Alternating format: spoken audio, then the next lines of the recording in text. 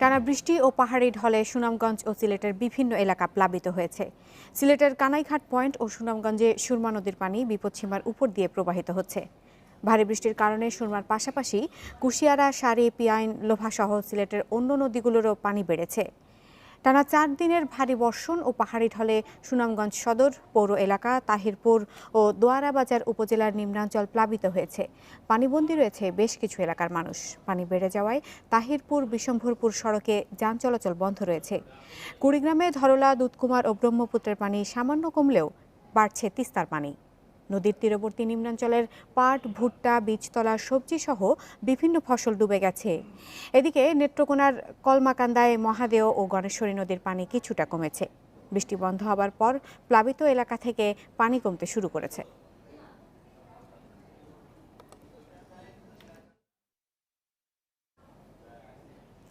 এ বিষয়ে আরও জানাতে সিলেট থেকে যোগ দিচ্ছেন সহকর্মী মাধব কর্মকার। মাধব, সিলেটে কয়টি পয়েন্টে সুরমার পানি বিপদসীমার উপরে প্রবাহিত হচ্ছে?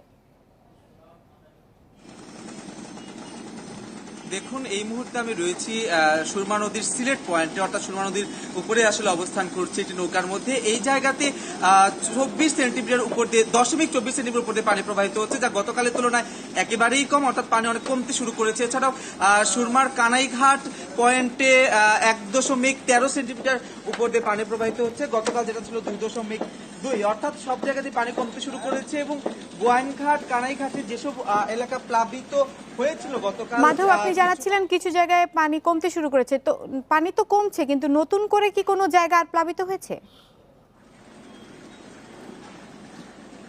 দেখুন, যেহেতু পানি কমতে শুরু করেছে, নতুন কোনো জায়গায় প্লাবন আমরা দেখতে পাইনি বা নতুন কোনো জায়গায় প্লাবিত হচ্ছে না। এই মুহূর্তে পানির ফ্লোটা আসলে ভাটির দিকে যাচ্ছে, অর্থাৎ সুনামগঞ্জের দিকে যাচ্ছে। সেহেতু গোয়াইনঘাট, কানাইঘাট, সিলেটের যেসব এলাকায় পানি ছিল সব জায়গা থেকেই পানি অনেক নামতে শুরু করেছে, অনেকখানি কমে গিয়েছে। মাধব, আপনি আমাদের সাথেই থাকুন। সিলেট থেকে সরাসরি জানাচ্ছিলেন সহকর্মী মাধব।